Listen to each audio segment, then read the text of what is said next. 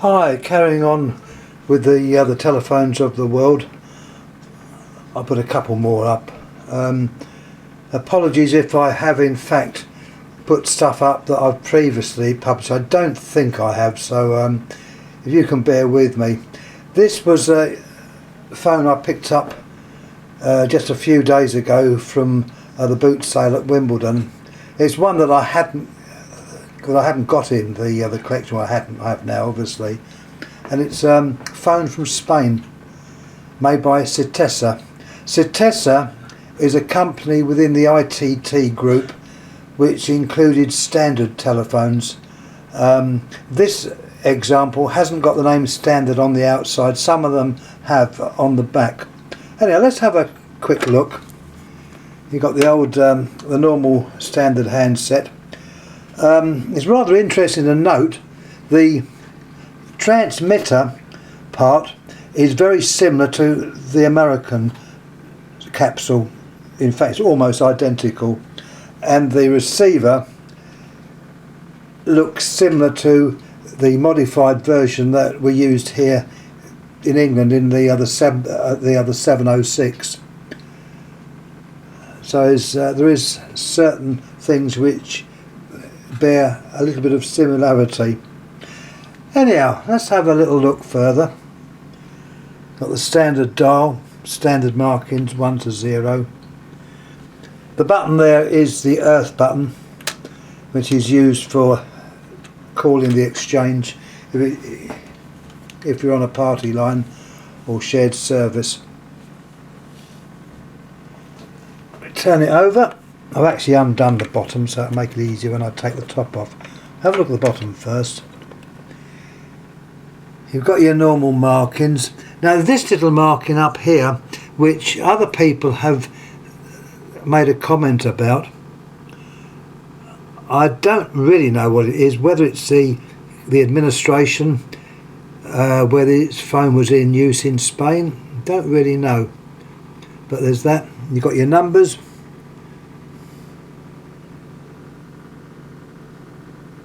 That's manufactured by Citesa in Malaga, which is in Spain.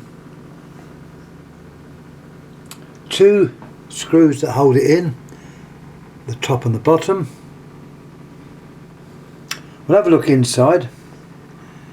You've also got a control for the bell or the ringer. This part here, point it out to be easier. Point it out with a screwdriver. At the moment it looks like it's on the lowest setting. It's now on the highest setting. Right, let's turn it over and I'll lift the cover. I'll go more into detail with these ones. The cover just lifts straight off. There's the plastic cover.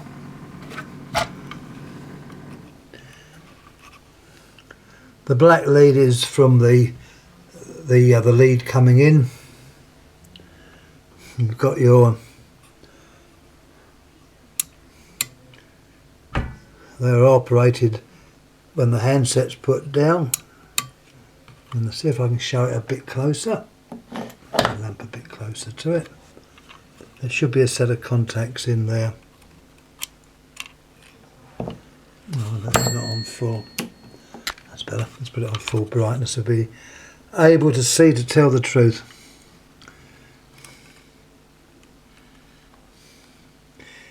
You can't really see the contacts, but under this thing is a set of contacts which obviously operated. It's got on there also, which is interesting to see, Fabricado by Citesa ITT, so it is a branch of ITT.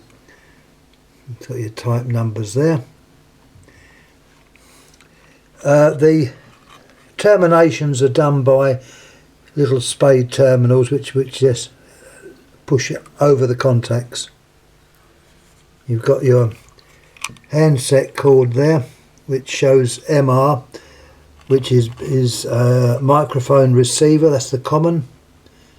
R is receiver and M's microphone, so we know exactly where to wire them. and it's a 3-wire connection to the handset. This transformer, which I'm pointing to here, is used for the anti-side tone induction coil, and that's the one that gives you well, it matches your speech to the line and also provides a little bit of side tone which has the effect of making you speak up. That's the idea behind it. And as I say, in the old days they were well, not a single coil, but it was just a long coil of wire, but now they've reduced them to the size of a very small transformer. Also interesting is the ringer or bell. You've got 2 gongs, one inside of the other, and the hammer, which we can see under the dial, strikes between the 2. That coil is the coil of the bell or the ringer.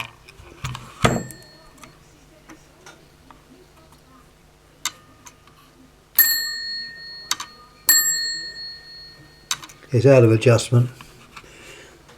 Definitely out of adjustment. Here we have the dial, which I'm going to put this down while I just go and get some tool to get that out. There's no point turning it off because it's a palaver to set it up again. Nobody on that sofa, about 5 minutes. Okay? I think it is.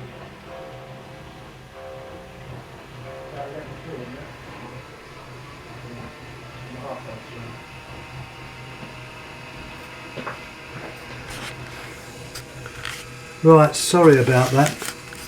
I had to just check on a special tool to get this out.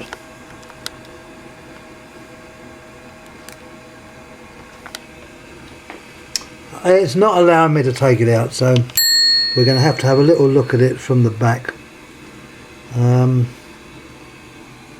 That's the dial itself. I wanted to have a look inside. Well, I'm going to try and release the dial. Ah, there we are.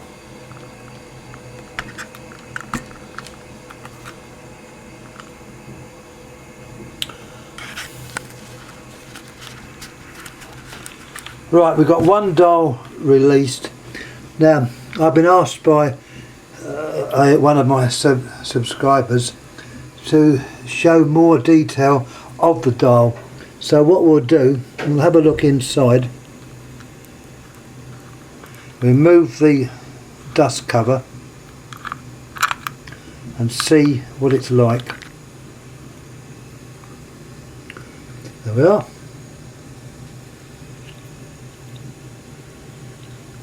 Actually not a bad made dial, not made of plastic but made of metal. In some respects it's similar to a Western electric dial, certainly not like an automatic electric dial, which is totally different. And the idea here, we have the governor which controls the speed of the dial returning. You've got 2 little counterweights with a spring between them, and that, as that goes round, it tends to open up and slows it down. It's like a regulator found on various industrial things, steam engines and the like. It's very awkward trying to do it with one hand. That's winding the dial in, and you can see as you wind the dial in. Now the 2 sets of springs, you have one set of spring, one at the top, which controls the actual pulsing. And that's the one there we can see. As I go round, it's pretty tricky doing it in, I say, one hand, but you wind it up, and as you let go, that should pulse. Yeah, it pulsed once, so obviously dialed 1. The other set of springs are the dial off normals, and as soon as the dial is operated to wind it round, those springs come into force. And the idea of those is to short out your, or one of the reasons is to short out the receiver so that you don't hear any clicks while the other one's pulsing. So we'll let that go there. So that's more or less what the dial does. There are different types of dial. This is, as I say, is very similar to the American dial, the Western Electric dial. There's a number on there as well, for those that like numbers. You also get a clearer view of the ringer. You've got the hammer between the two. Adjusting these bells, the idea is to make the hammer just hit the gong and then rest about a 1/16 of an inch away, so it doesn't bang it and then just stay there, because that would cancel it out. It pings, it goes on, and then it lifts off. So it's hard to put into words, but it makes a nicer sound. So before I put the dial back, I will adjust the bell. Anyhow, that about concludes all I've got to say on that. There's your earth button, your two leads coming up, and one of those leads, which we can see there, in fact goes to the green lead out to the line. The other end connects to earth. The two white square things are the capacitors. One is there to allow the AC to virtually pass through it to ring the bell and act as a block to the DC. The other one is possibly for spark quenching, so when the dial is operating, it cuts down the actual sparking that would eventually wear the contacts away or burn them away. Anyhow, once again, thanks for looking. Any questions, please ask. I'll try and answer them. Please subscribe. And once again, thank you for looking. Thank you.